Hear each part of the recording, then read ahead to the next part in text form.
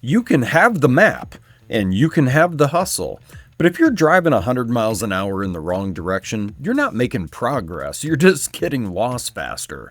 Welcome to day 3 of A Proverb a Day Keeps the Police Away. My name is Robert. Happy to have you along today.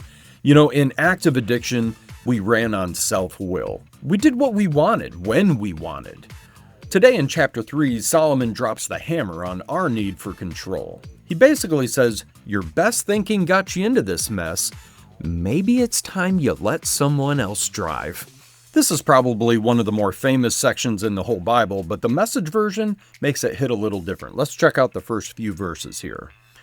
Good friend, don't forget all I've taught you. Take to heart my commands. They'll help you live a long, long time, a long life, lived full and well. Don't lose your grip on love and loyalty. Tie them around your neck. Carve their initials on your heart. Earn a reputation for living well, in God's eyes and the eyes of the people. Trust God from the bottom of your heart. Don't try to figure out everything on your own. Listen for God's voice in everything you do, everywhere you go. He's the one who will keep you on track. Don't assume that you know it all. Run to God. Run from evil. In the rooms around the recovery tables, we hear this all the time. My best thinking got me here. And that's exactly what verse 5 is talking about. Don't try to figure out everything on your own. Think of it like a GPS. When the GPS says turn right and you say, nah, I know a shortcut, you usually end up in a dead end or a bad neighborhood. Surrender isn't weakness. Surrender is just admitting that God can see the traffic ahead of you and you can't. So if you want to stay out of the ditch, just stop grabbing the steering wheel. Next, Solomon talks about our resources. And man, I'm telling you right now, this one's going to step on some toes. Your body will glow with health. Your very bones will vibrate with life. Honor God with everything you own. Give him the first and the best. Your barns will burst. Your wine vats will brim over.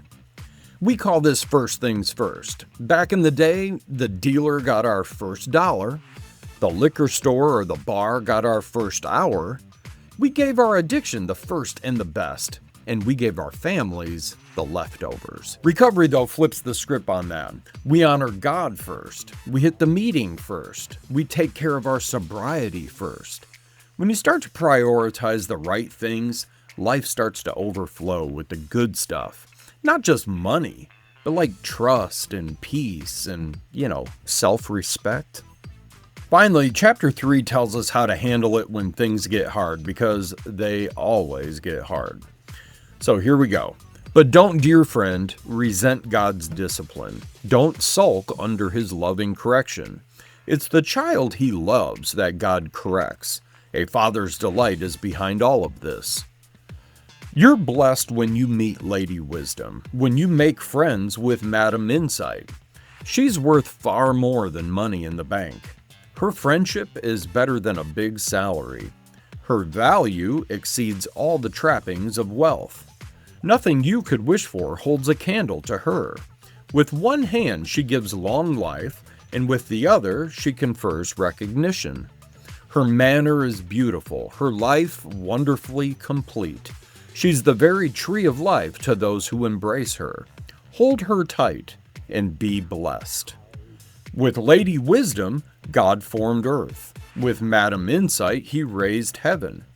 They knew when to signal rivers and springs to the surface, and dew to descend from the night skies. Dear friend, guard clear thinking and common sense with your life. Don't for a minute lose sight of them. They'll keep your soul alive and well, and they'll keep you fit and attractive. You'll travel safely, you'll neither tire nor trip. You'll take afternoon naps without a worry. You'll enjoy a good night's sleep. No need to panic over alarms or surprises, or prediction that doomsday's just around the corner, because God will be right there with you. He'll keep you safe and sound. Never walk away from someone who deserves help. Your hand is God's hand for that person. Don't tell your neighbor maybe some other time or try me tomorrow when the money is right there in your pocket. Don't figure out ways of taking advantage of your neighbor when he's sitting there trusting and unsuspecting. Don't walk around with a chip on your shoulder, always spoiling for a fight. Don't try to be like those who shoulder their way through life. Why be a bully? Well, why not, you say? Because God can't stand twisted souls. It's the straightforward who get his respect. God's curse blights the house of the wicked, but he blesses the home of the righteous. He gives proud skeptics a cold shoulder. But if you're down on your luck, he's right there to help. Wise living gets rewarded with honor. Stupid living gets the booby prize. You know, early recovery can feel like a beatdown. You're feeling emotions you've numbed for years. Consequences are catching up to you.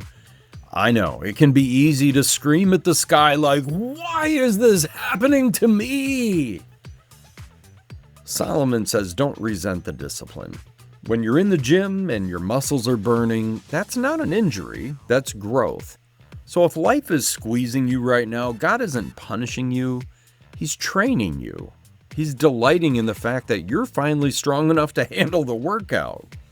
So the takeaways from today's chapter to keep the police out of your life are this. Number 1, trust the GPS. Your best thinking is broken.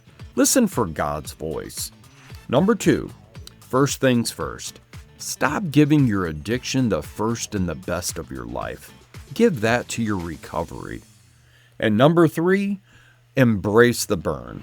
The hard times aren't punishment, they're training. So I'll see you tomorrow for day 4. We're going to be talking about guarding your heart. And if you're ready to let go of the steering wheel today, drop a car emoji or the prayer hands in the comments. Subscribe, share with a friend who might need a little encouragement today, and stay sober, not boring.